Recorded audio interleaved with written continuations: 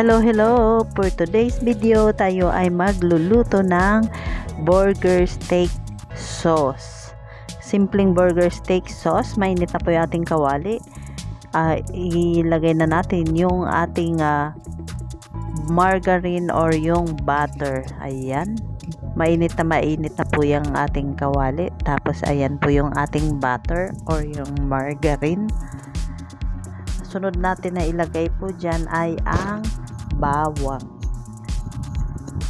Siyempre gawin natin golden brown yung ating bawang para mas masarap. Ako kasi nilagyan ko ng bawang yung ating sauce ng burger steak para mabango siya or may yung aroma niya mabango.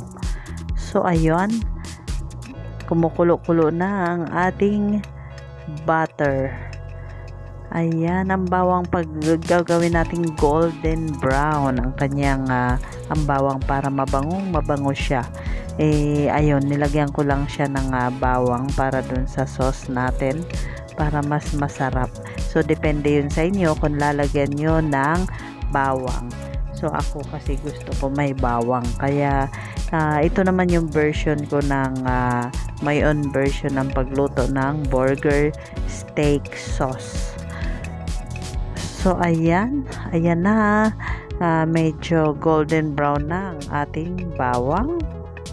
Ang sunod nating ilalagay after po nitong maging golden brown po ay ang yung anong tawag dito? Anong tawag ba dyan? Nor cubes na pork cubes po yan. Nor pork cubes. Yan po yung nilalagay kapag magluluto tayo ng burger sauce. So syempre lalagyan na natin ng tubig. Depende sa inyo kung gusto nyo ng marami ang sabaw. So ako kasi mas prepare ko yung mas marami ang sauce, marami ang sabaw, kasi mas gusto namin yung merong sauce or merong pangsabaw sa kanin. So ayan, pakukuluin po natin ito para mas sumalo yung kanyang lasa. So antayin natin na kumulo ang ating sauce, ang ating para dito sa sauce ng ating burger steak. So ayan, nakikita nyo bang medyo kumukulo-kulo na siya? So ayan, kumukulo-kulo na ang ating water, ang ating sauce. Kumukulo-kulo na, tapos ilalagay natin, sunod natin ilagay dyan ay ang paminta powder or yung black pepper. So depende yun sa inyo kung maglalagay kayo, pero ako mas prepare ko na lagyan ng black pepper. So ayan, kumukulo-kulo na ang ating burger sauce na ayan sauce ng ating burger. Ayan, kumukulo-kulo na. Syempre mas maganda yung kumukulo-kulo talaga para ang aroma, ang ng lasa, parang na talaga siya, halo na ang lasa. Ayan, lalagyan na natin ng paminta powder. So depende yun sa inyo kung lalagyan nyo ng paminta powder. Tapos pakuluin ulit natin, pakuluin. Saka natin lalagyan ng toyo. So nilagyan ko siya ng toyo. Depende siguro yung iba hindi na nilalagyan ng toyo. Pero syempre siguro 2 peraso or 3 yung kanilang nilalagay na yung cubes, pork cubes. So ako nilagyan ko ng toyo. 1 pork cubes lang ang nilagay ko with toyo. Yun lang po yung halo ng ating sauce. Depende na yun sa timpla nyo. So ako prepare ko lang yung ganon. So ayan, kumukulo-kulo na ang ating sauce. Ayan, kumukulo-kulo na. So, ayan, nakita nyo kumukulo-kulo ng ating pang burger sauce. Sunod nating ilalagay ay ang cornstarch pampalapot. At saka yung toyo. So, ayan, toyo muna yung ilalagay natin. Halu-haluin. Tapos, saka natin lalagyan ng cornstarch para lumapot siya. Siyempre, titikman po natin kung nang ayon sa ating panlasa, kung okay na ba yung lasa ng ating sauce. So, ayan, kumukulo-kulo na. Tikman natin kung okay na ang lasa. Ayan, kumukulo-kulo ng ating burger sauce. So, hindi ko na siya nilagyan ng mushroom.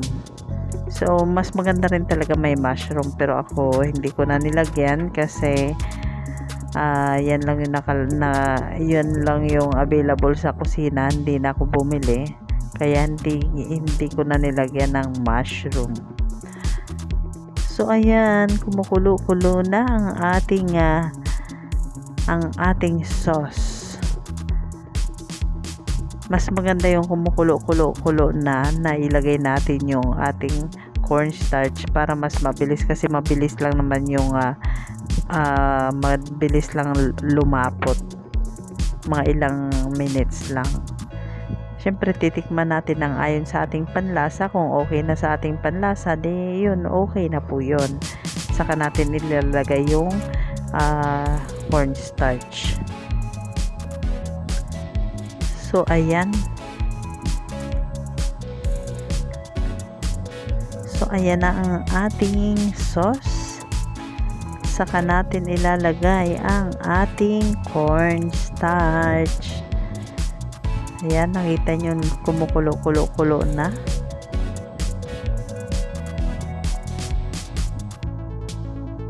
Babantayan lang natin kung tayo ay nagluluto. Mas maganda yung binabantayan para mas maganda. Ayan, nilagay na natin ang ating cornstarch. Yung cornstarch natin, tinunaw na natin sa tubig. Tapos saka natin ilalagay. So, ayan, kasi madali lang yung lumapot. Then, after nyan, kung malapot na siya, saka natin ilalagay ang yung burger patties natin. Yung burger patties natin ay luto na. Niluto ko na siya ng mas maaga. Kung hindi pa, kung matabang pa sa inyong panlasa, dadagdagan natin ng toyo. Depende yun sa inyo kung toyo ilalagay nyo or magdadagdag kayo ng mag-add-on kayo ng pork cubes. So, ako toyo lang nilagay ko. 1 pork cubes lang. Okay na po yun. And then, depende rin sa inyo kung lalagyan nyo ng mushroom. So, ako hindi ko na nilagyan ng mushroom. Pero mas masarap din may mushroom. So, ayan.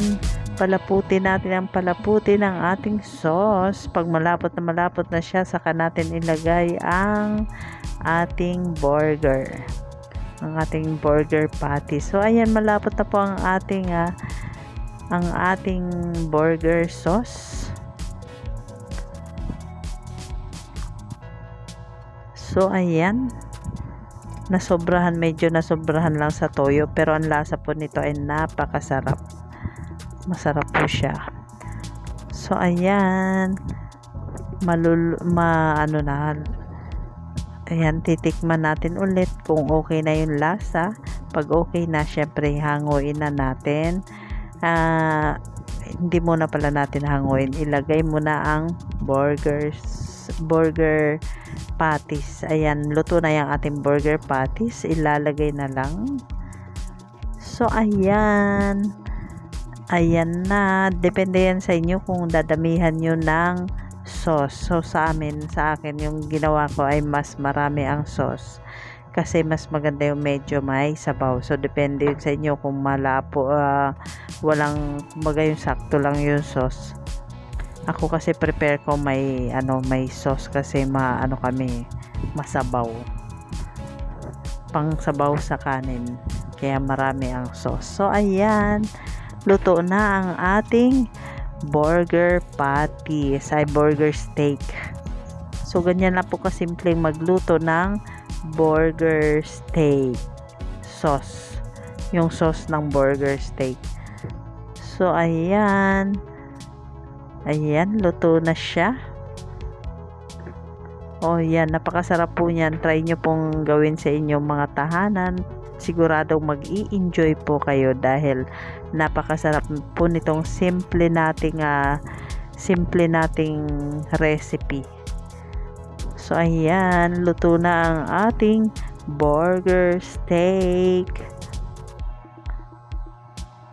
Ayan.